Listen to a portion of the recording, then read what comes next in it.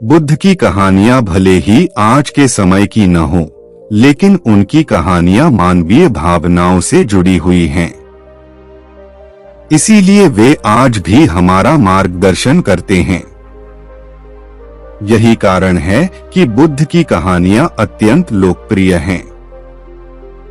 इसीलिए आज हम आपके लिए बुद्ध की एक लोकप्रिय कहानी लेकर आए हैं, जिसका शीर्षक है जब कोई अपमान करता है। यह जीवन से जुड़ी कहानी है और इसलिए सभी को पसंद आती है। हमें उम्मीद है कि आपको गौतम बुद्ध की यह कहानी पसंद आएगी। एक बार बुद्ध किसी गांव से गुजर रहे थे। उस गांव के लोग उसे पसंद नहीं करते थे। उन्होंने बुद्ध को घेर लिया और गालियां देने लगे। सबसे ज्यादा गुस्सा गांव के नेता को हुआ। उसने उल्टे बुद्ध को गाली देना शुरू कर दिया। लेकिन बुद्ध इस सब से बेपरवाह होकर मंद मंद मुस्कुराते रहे। सरदार बहुत देर तक बुद्ध को गालियां देता रहा, लेकिन कुछ देर बाद उसका मुंह सूखने लगा, जिससे वह चुप हो गया। यह देखकर बुद्ध ने कहा, यदि तुम्हारी बात पूरी हो जाए तो मुझे आगे बढ़ना चाहिए। मुझे आगे गांव जाना है। वहां लोग मेरा इंतजार कर रहे होंगे। यह देखकर गांव का एक आदमी बोला, हम आपका अपमान कर रहे हैं, गाली दे रहे हैं, लेकिन आप जवाब देने की बजाय मुस्कुरा रहे हैं। आप इस पर प्रतिक्रिया क्यों नहीं देते? बुद्ध ने कहा, वत्स, तुम्हें आने में थोड़ी देर हो गई। 10 साल पहले आते तो मजा आता, क्योंकि 10 साल पहले मैं भी तुम्हारे जैसा था। यदि उस समय तुम मेरे बारे में बुरा बोलते या मुझे गाली देते तो मैं भी क्रोधित हो जाता। इससे ज्यादा तो मैं तुम्हें गाली देता। संभव है कि वह शारीरिक हिंसा का भी सहारा ले। लेकिन अब मैं आगे बढ़ चुका हूँ। मैंने अपना सारा गुस्सा और नफरत पीछे छोड़ दी है। अब मैं उस जगह पहुँच गया हूँ जहाँ तक आपकी गालियाँ नहीं पहुँच पाती। कि तुमने मुझे गाली दी, यह तुम्हारी भावना है, लेकिन आपकी भावनाएं मुझ तक नहीं पहुँच रही हैं। मुझ पर इसका आरोप तभी लगाया जाएगा जब मैं इसमें भाग लूंगा। एक बार मैं उन्हें स्वीकार कर लूं। लेकिन मैं आपकी इस हरकत से तटस्थ हूं, इससे कोसों दूर हूं। यही कारण है कि मैं अभी भी पहले की तरह शांत हूं। यह सुनकर सरदार बोला, अरे ऐसा कैसे? मैंने तुम्हें गालियां दी हैं और पूरे गांव के सामने तुम्हें गालियां दी हैं।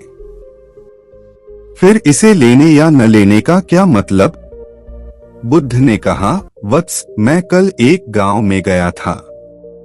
वहां लोगों ने मेरा उपदेश सुना। वे बहुत खुश हुए। ग्राम प्रधान मेरे लिए मिठाइयां लेकर आए और मुझसे खाने का आग्रह करने लगे। मैंने कहा, मेरा पेट भर गया है, इसलिए मैं इसे स्वीकार नहीं कर सकता। यह सुनकर वह व्यक्ति मिठाई वापस लेकर चला गया, क्योंकि जब तक मैं कुछ न लूं, कोई मुझे कैसे दे सकता है? इसमें मेरी सहमति तो आवश्यक है ना? हाँ, यही तो है। एक आदमी ने बुद्ध का समर्थन किया। बुद्ध ने फिर पूछा, जब मैंने मिठाई लेने से इनकार कर दिया तो उन्होंने इसका क्या किया होगा?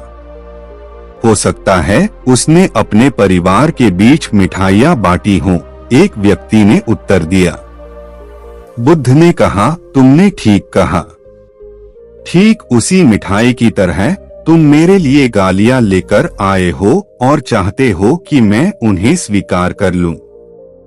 लेकिन भाई, मैं उन्हें नहीं लेता।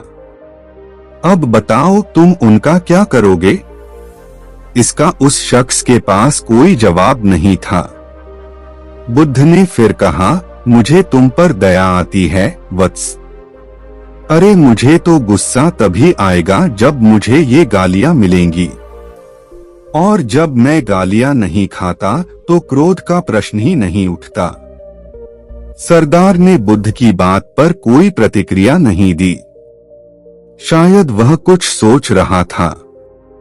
बुद्ध ने कहा, मैं अपनी आंखों से देखता हूं कि गाली एक कांटा है जो देने वाले और लेने वाले दोनों को क्रोध से पागल कर देती है।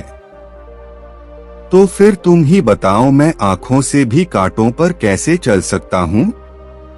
आंखें रहते हुए मैं गालियां कैसे खा सकता हूं?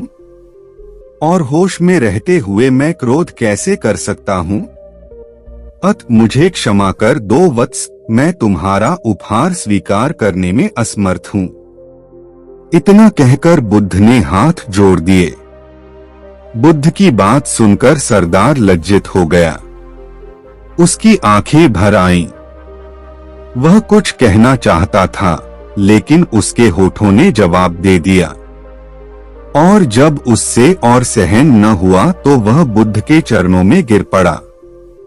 दोस्तों, हम में से ज्यादातर लोग यही सोचते हैं कि हमारे दुखों का कारण कोई और है, और जब हम इस पर विश्वास करते हैं तो हम आत्मनियंत्रण की कमी और खुद को नियंत्रित करने में असमर्थता को नजरअंदाज कर रहे हैं। वास्तव में यह हम पर निर्भर करता है कि हम दूसरों द्वारा प्रदत्त नकारात्मकता को स्वीकार करते हैं या नहीं। यदि हम नकारात्मकता को स्वीकार करते हैं तो हम अपने पैरों पर कुल्हाड़ी मारते हैं, और जब हम उसे अस्वीकार कर देते हैं तो घृणा, क्रोध, हिंसा सभी से मुक्ति मिल जाती है। दोस्तों, हम आशा करते हैं कि आपको यह बुद्ध कहानी जब कोई अपमान करता है पसंद आई होगी। दोस्तों, हम आपसे फिर मिलेंगे ऐसे ही रोचक और उपयोगी कहानी के साथ। तब तक आप जहां भी हों खुश रहें और खुशियां बांटते रहें।